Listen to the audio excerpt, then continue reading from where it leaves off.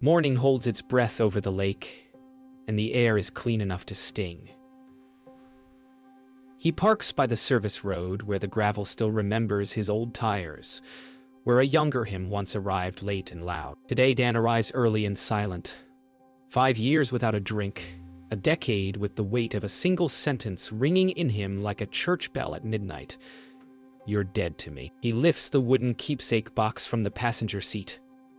Cedar, hand-rubbed oil, discreet carved initials on the underside where only a daughter might look, if she ever dared. In his jacket, the letter he rewrote 23 times until it sounded like a door opening instead of a plea. A gull splits the sky. Somewhere on the far lawn, rented chairs wait in obedient rows. He tells himself he will not be seen, not needed, not forgiven. Only true. He will place the box and leave before the day knows he was here. He rehearses the leave, taking more than the arriving. The bridal suite hums like a hive, soft and efficient. And Mara sits at the center, pretending she is honey instead of glass. Hands fuss with curls at the nape of her neck.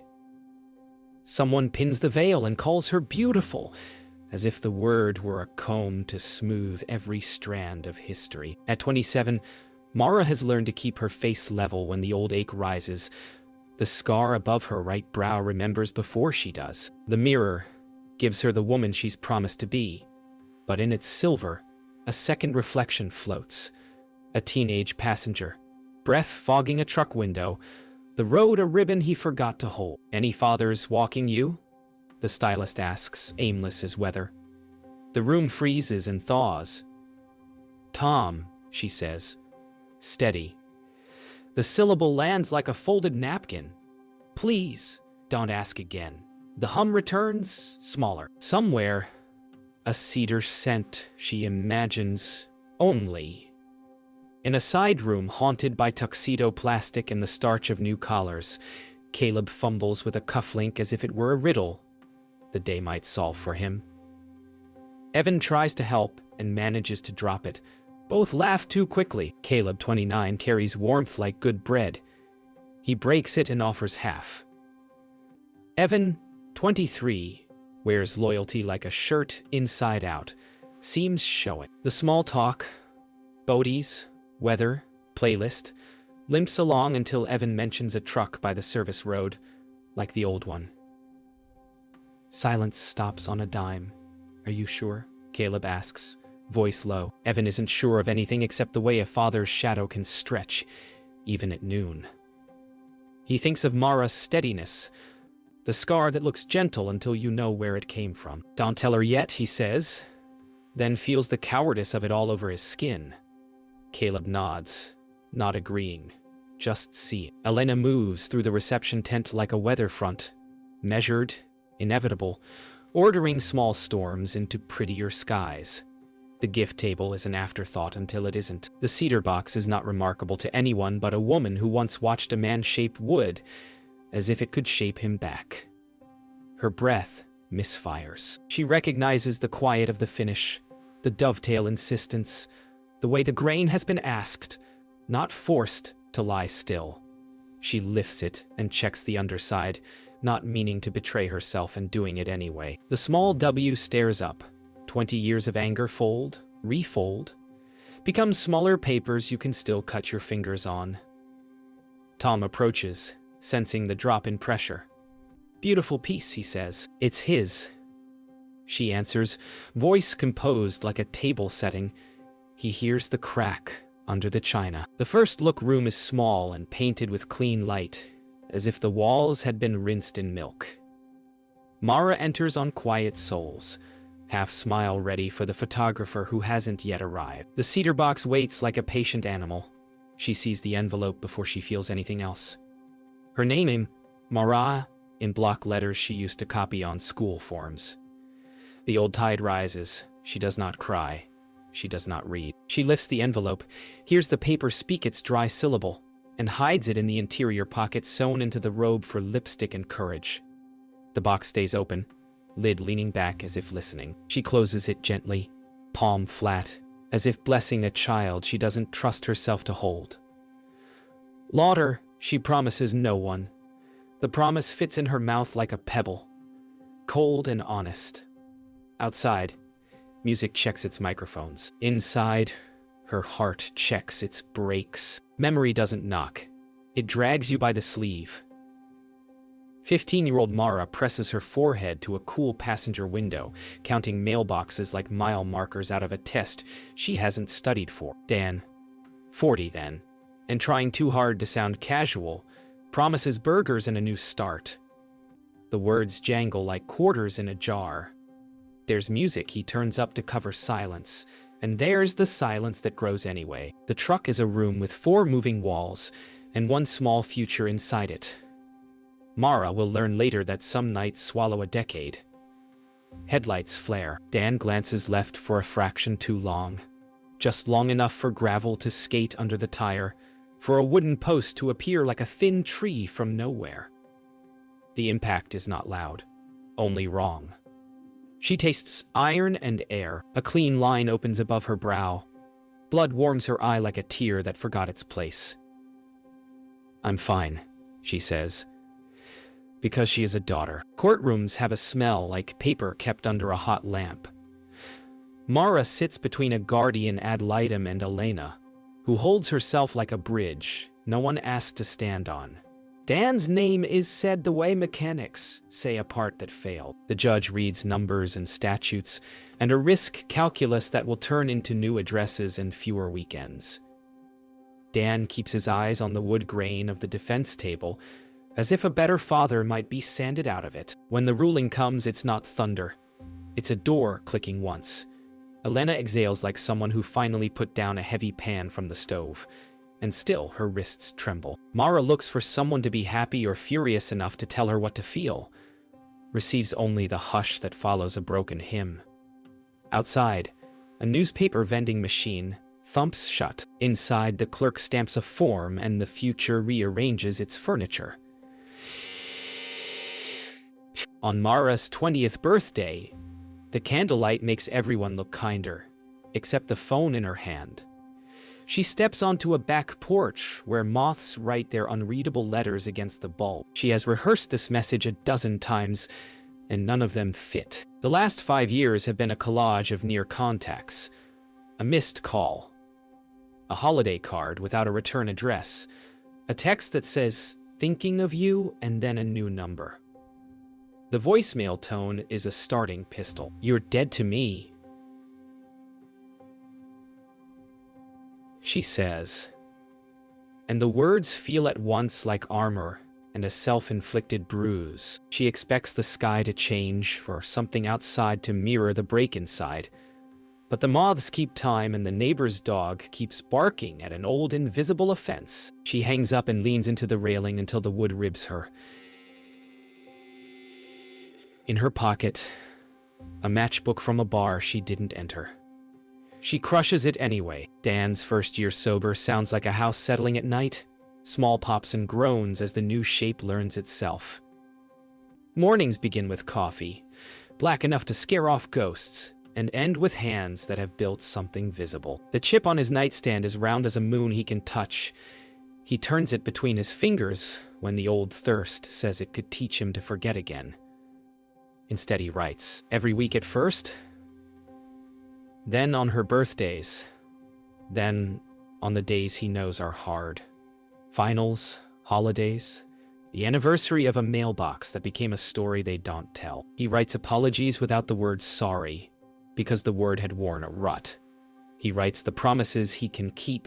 He does not mail them. In the quiet of a rented room that smells like sawdust and lemon oil, he stacks the envelopes in a shoebox, labeled with her name.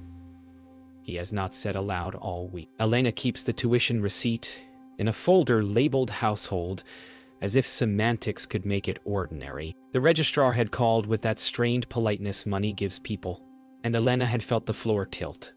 Then, 2 days later, an anonymous cashier's check arrived, enough to plug the hole and keep Mara's final semester from becoming a cliff. She knows the handwriting on the courier slip from 1,000 grocery lists long ago. She does not tell Mara. She tells Tom, because marriages deserve the whole weather. It complicates everything, she says, setting the receipt between them like a delicate animal that might bolt. Tom's kindness is not passive. It is a posture he chooses. It clarifies one thing, he answers. He wanted her to finish. Elena stares at the fine print until it blurs. Protection has a taste, tin and lavender. She swallows it and files the folder where Mara will not look. The rehearsal dinner remembers laughter, yet it also remembers where it stalled. Glassware sang. Forks chimed, and a cousin with a cheerful voice lifted a toast that wandered into the thicket of fathers. For a beat, the room forgot how to breathe. Mara touched the crescent above her brow, then let her hand fall as if it had reached for a doorknob that was not there. Caleb's smile held steady, the kind that can shelter in a storm without pretending there is no rain.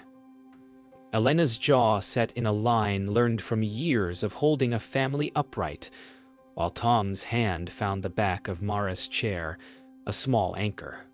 Evan stared into his water as though it had answers. The cousin backpedaled into jokes and geography, and the table allowed the rescue, yet the air kept the indent of the word. When the cake arrived, everyone praised the frosting with grateful precision.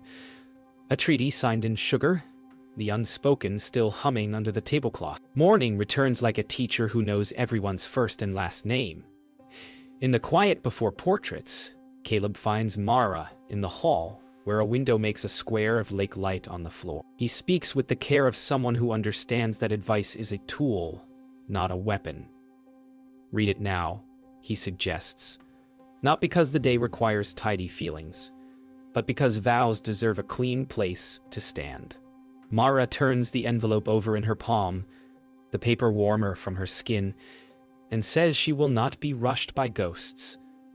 She wants to speak her promises without his shadow measuring them. Caleb nods, not moving closer, not moving away, steady as a dock in a crosswind. He asks what she needs. Time, she says.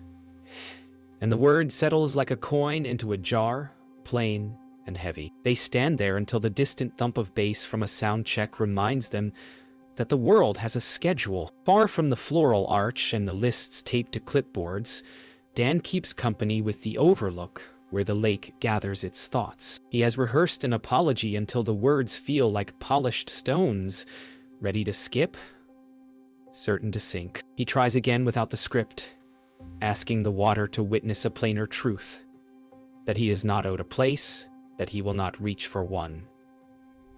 A loon calls, a clean sound that refuses to be translated. He touches the chip in his pocket and remembers the hands that pressed it into his palm, and the rooms that smelled like coffee and aftershave and honest grief. He imagines Mara at 5 counting the ducks, at 10 chasing a kite, at 20 saying the sentence that cut him clean and might have saved them both. The wind lifts, the pines answer, and he lets his shoulders match their slow sway. If he leaves without seeing her, he will still be the man he promised to be. Evan cuts through the trees to escape the orbit of tuxedos and advice, thinking of the sister who taught him how to drive in a parking lot at dusk, of the man who taught him how to sand with a grain before he forgot. He sees the work jacket first, a shade of blue that has haunted tool benches and Saturday mornings.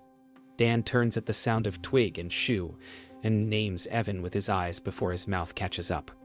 The greeting is plain. Evan answers with the same economy. Words try to overfill the space, then settle. Dan does not ask for permission to attend. He says only that he is near, that he will leave at a word, that he wanted the truth to be available if she wanted it. Evan measures the man in front of him against the stories he has repeated, and something shifts. Not a verdict, a hinge. He nods.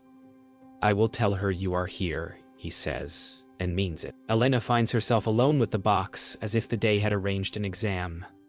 The envelope is gone, which is its own mercy.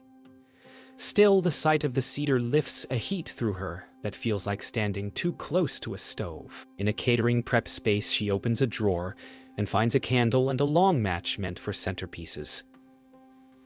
The flame blossoms indifferent, a small, bright judge. She holds it near the lid's edge, imagining smoke that might erase a signature without touching a letter. Tom steps into the doorway with the quiet of a man who has learned to arrive before a choice hardens. He does not reach for her hand. He names the risk that love, when it edits, can also omit the truth someone needs. Elena closes her eyes and hears the rustle of a child turning in sleep from another decade. She blows the match out, a single soft refusal, and returns the box to the table. The room holds its light like a kept promise. Mara sits where the windows square, the floor in lake-colored shapes, and lays the envelope flat, as if measuring it against her breath. The paper is ordinary, the handwriting not. Block letters that used to arrive on permission, slips and lunch notes. A script that carried splinters and Saturday jokes and one long night with sirens. She waits for the tremor to settle. The scar above her brow tightens, a weather report only she can read. She slides a nail under the flap and opens without tearing, as if damage could be avoided with neatness. The first line is not an apology. It is a date, then her name, spoken like someone setting down a heavy cup carefully, so it doesn't slosh. She hears his voice without sound, quieter, older, the corners sanded. The room narrows until it is her, the letter, and the pulse in her wrists arguing with the past. Mara reads and we hear him. June 21st, he writes, because dates matter when you spend years losing track of them. Mara, I won't use the word sorry like a cloth to wipe the table and pretend dinner didn't happen. The night of the mailbox is not a story about a mailbox. It is about a girl who learned to brace. I drank before I picked you up. I told myself it was nothing. It was not nothing. I put you in harm's way. You bled, and I kept breathing. And that has been the arithmetic that kept me up. I have been sober for 5 years, and I am still more sorry than proud. I won't ask for a role. I am not a father if I am not a servant. If you never speak to me, I will go on keeping the promises a decent man keeps.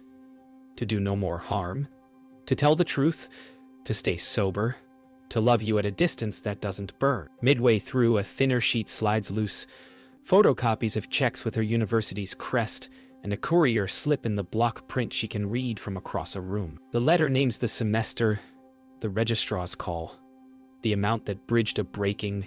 Do not repay, he writes. Let the debt stay with the one who made it.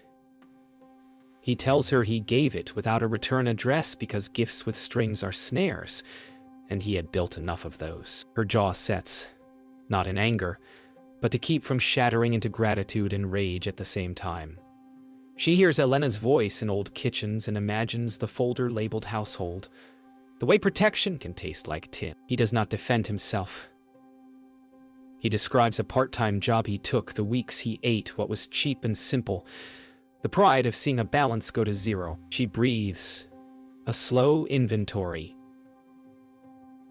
Selfish, generous, both, and then something else. Grown. At the bottom of the envelope is a small flash drive taped with blue painter's tape and a note. From Nana Ruth, for your wedding day. Mara's heartbeat changes key. She finds a laptop on the desk the planner uses and plugs it in, palms damp as if the past might slip. The screen blooms to her great-grandmother's face framed by a quilt and a window washed in afternoon. The voice is tea and porch swing. Little bird, Nana Ruth says to a camera. I don't know the day you'll see this, only that you will. Your daddy's a stubborn oak, and you are the wind that learned to fly around him. Oaks can learn to bend. Wind can learn to rest. Be brave enough to change your mind with the truth. The recording ends with a chuckle that smells like cinnamon. Mara presses her fingers to the screen, not to hold, just to say, I hear you across the kind distance of dying. The final paragraph is short enough to fit in a palm. There is one more thing, Dan writes. Years ago, I built a cedar hope chest for you with dovetails that remember my steadier days. I never delivered it because I mistook absence for atonement. Tom knows where it is, and he can decide whether today is the day. Inside are every birthday letter I didn't mail, from 15 to now. Keys are with this note. I sign my name not to claim you, but to claim the work I owe. Mara finds the small brass keys taped under the envelope flap, 2 twins on a leather tab, their teeth catching light. She holds them and feels the old oak doors shift somewhere within her, not swinging open, not locked, but agreeing to be tried. The music outside tilts from sound check to melody. She lifts the letter to her chest. The room tilts and rights itself. She is not finished. She has begun. Elena has arranged flowers into obedience. Then Mara walks in carrying disorder, with the quiet someone who has decided to tell the whole truth. The letter is folded once and pinched between 2 fingers, so it will not shake. She does not accuse first. She asks a simple question that lands like a bell. Why did you not tell me about the tuition? Elena answers with a practiced calm that splits after 3 words. She wanted the semester safe, the future unthreatened by a man who had already broken too much. Mercy, she says, and the word tastes wrong. Mara hears the quiver beneath the posture and feels 2 histories tug at both wrists. The woman who packed lunches and studied financial aid forms sits across from the woman who chose to edit the story. Mara says that protection without consent becomes control, and that she needed the truth to grow up at the right speed. Elena nods, once as if accepting a verdict, and then she reaches, not for defense, but for Mara's hand. They hold the space between them still enough to hear the lake. Evan arrives with the kind of energy that breaks and mends in the same breath. He sees the letter and understands the room. He confesses before he is asked. He saw Dan near the overlook and he delayed telling Mara because fear made a home in his ribs. He describes the man he met, not the ghost he expected. He says there was no performance, only a steadiness that reminded him of the lessons about sanding with the grain. Elena listens and hears the friction of loyalty against history. Mara listens and hears something else, a hinge turning with patient weight. She asks Evan if Dan looked ready to take space that was not offered. Evan says no. He looked prepared to leave at a whisper. The 3 of them stand inside the pause that follows truth. Mara thanks Evan for finally choosing courage.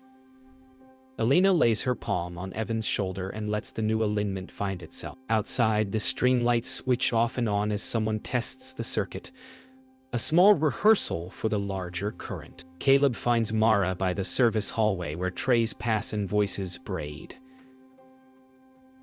He does not reach for answers about fathers. He asks about vows. What do you need to say so that the words do not wobble under your feet? Mara thinks of promises that are beautiful but brittle when they are spoken over a wound, and she chooses language that can hold weight. She admits she carries love that has learned to step carefully, and that she will practice stepping wider. Caleb nods, shelter steady and bright. He adds a quiet thought. Love is not a verdict. It is a craft that admits mistakes and keeps working. If the truth asks for a conversation before the aisle, they can make a door for it. Mara places her palm against his chest, feels the rhythm that will be family, and allows herself to lean. She says she will not let fear be the efficient. Then she breathes a plan. She wants the chest, the letters, and one meeting without cameras. Tom appears carrying the weight of something meant to outlast harm. The Cedar Hope chest rides a dolly, modest and strong. The dovetails speaking the same language as the box on the gift table. He sets it in the quiet storage room the planner calls the library, and he waits in the hall to give the scene back to them. Mara steps in with Elena and Evan behind her, and the keys are warm from her palm. The lock turns with a sound that belongs in kitchens and summer porches. Inside lie envelopes arranged by year, each with block letters steady as a metronome. Mara does not rush. She touches the first like a relic and chooses 3. 15, 21, 26. Elena watches with a face that has learned patience the hard way. Evan measures breath to keep from filling the silence with jokes. Tom stands outside the threshold, honoring the ritual with distance. The room smells like cedar and paper, and a new version of their last name. She reads in fragments, never out loud, letting the words pass through the same gate that breath uses. 15 begins with the simplest carpentry, a list of what he broke and what he will not break again. 21 admits a relapse that lasted an hour and cost him a year of pride, followed by a meeting where he spoke his name like a man being born. 26 carries a photograph of a half-finished chest and a sentence that makes her stop. I'm building something that can hold what I failed to carry. The letters are not performances. They are field notes from the slow country of change. Mara feels anger that has fermented into something useful, and relief that does not erase pain. She closes the chest, sets the 3 envelopes atop the lid, and says the line that will shape the next hour. He does not get the aisle, but he can have a door. Evan nods. Elena nods. Tom hears from the hall and steps back to clear the way. Tom hears from the hall and steps back to clear the way. 10 minutes to ceremony. The venue hums with the thin music of nerves. Footsteps, clipped laughter, the flutter of ribbon tails caught in wind. Mara stands near the mirror again, the letter folded once in her bouquet wrap, the keys tucked into her palm like proof of work completed. Evan appears in the doorway, tie slightly askew, the messenger chosen not for courage but for love that can't sit still. He doesn't have to ask. She hands him a small note she's written on a corner of Dan's envelope. If you can stand behind the last line you wrote, come. The words are plain but heavy, a bridge built of breath. Evan nods, eyes glassy from unshed weight, and runs. Mara turns back to her reflection. The woman staring back is not a child of absence but the keeper of her own threshold. Outside, the violins begin to tune, and every sound finds its pulse inside her chest. Evan's sneakers scuff the gravel down the service road. The sound of the wedding canopy flapping in the distance threads through the trees. He spots Dan where the overlook bends into sky. Same jacket, same quiet posture, both hands in pockets like a man keeping promises warm. She wants you, Evan says, and it feels strange on his tongue because want and forgiveness are different currencies. Dan studies the note. The words shake once, then steady in his calloused fingers. He folds it, pockets it next to the sobriety chip. Thank you, he says, simple as wood grain. He hesitates, turns to the lake, murmurs something that might be a prayer or inventory, then follows the path back toward the music. His steps are unhurried, as if each footfall needs the full consent of the ground. The camera stays behind him, matching his slow acceptance of being allowed to arrive at all. The corridor near the ceremony arch smells of eucalyptus and nerves. Dan stops just short of a curtain drawn to separate guests from staging. Mara stands there already, veil lowered, bouquet pressed to her chest. For a heartbeat, they study each other like faces remembered from a dream half true. She speaks first. I got the letters. His mouth opens and closes before sound finds it. Then you know everything I should have said sooner. She nods, and it is both an acknowledgement and a mercy. They don't touch. They trade breaths, the kind of silence that counts as dialogue. I can't rewrite the night, he says, but I can walk you as the man who lived through it. She answers with a single line, then walk. And though the curtain still separates them from the world, it flutters as if the day itself is relieved to see them both upright, in the same light. The ceremony begins under a vault of lake blue sky stitched with string lights. Tom takes Mara's hand and starts down the aisle. The crowd rises, cameras in their palms like modern candles. Dan stands at the entrance's edge, not hidden but undecided, until Tom pauses mid-step. The music hesitates as though it too waits for truth to catch up. Tom turns, finds Dan's eyes, then nods, a wordless benediction. Dan walks forward 3 paces and stops beside Mara. He does not reach. He waits. She extends her free hand, palm up, her bouquet trembling. He takes it, the way a craftsman touches raw wood, gentle, precise, knowing it can bruise. Together they walk the aisle. The murmur spreads like warm wind. Astonishment, relief, the sound of a family reassembling itself without rehearsal. Each step is a decade returning home. Under the canopy, the vows unfold in a tone gentler than planned. Mara's voice shakes once, then steadies. Her eyes drift toward the front row, where Elena grips Tom's hand and Dan sits beside Evan. At the cue, the officiant invites a reading. From hidden speakers, Nana Ruth's recording fills the air. Be brave enough to change your mind with the truth. The guests think it's a poem. The family knows it's a resurrection. Dan's head lowers, Mara's eyes close. The lake wind carries the echo across the water like incense. When the music swells, there is no applause, just collective breathing. In this moment, no one is forgiven and no one is blamed, only witnessed. And when Mara and Caleb kiss, Dan looks skyward and whispers thank you. Not to be heard, but to make sure the gratitude becomes sound. Evening slides in softly, the lake turning from glass to silver thread. The reception murmurs with the safe, exhausted joy of people who have run out of pretense. Dan stands near the buffet, coffee cup between his palms like he's afraid to spill it, while Elena approaches with 2 plates of cake. They hover in the sort of silence that remembers shouting but now only breathes. She was beautiful, he says. Elena smiles. Not polite, but real, small and weathered. She always was, she answers. They talk about logistics first. Leftovers, the drive back, the flowers that once survived mourning, before the real words find them.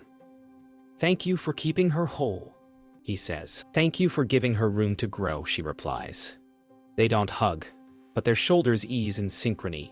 2 architects examining a house that somehow still stands after the storm. The DJ's playlist softens to an old instrumental, one of those songs that seem written before language. Mara stands at the edge of the dance floor, bouquet gone, barefoot now, gown hem grazing wood planks. She motions to Dan, who hesitates as though she might have meant someone else. She shakes her head once, gently commanding. He walks across the distance the same way he walked the aisle, deliberate, unsure, faithful. The first chorus belongs to her and Caleb, but at the second she extends a hand backward without looking. Dan steps in. Their dance is small, contained more sway than step. She whispers 3 sentences that matter. I missed you. I'm still mad. I love you anyway. He nods, a tear tracking the map of his face. Around them, guests pretend to look elsewhere, grateful for the excuse of candlelight. Outside, the air smells of cedar smoke from lanterns and damp earth cooling. Dan leans against a post on the back deck, eyes on the stars unbothered by human stories. Mara joins him, her dress bundled in her hands, shoes hooked over 2 fingers. She holds out the small brass keys. These were yours, she says. They belong with the chest. He shakes his head. They're for your life now. She presses them back. Ours, if we do the work. He closes his fingers over the keys slowly, reverently. The wind shifts, the string lights hum above them, steady. This is not a new beginning or an ending.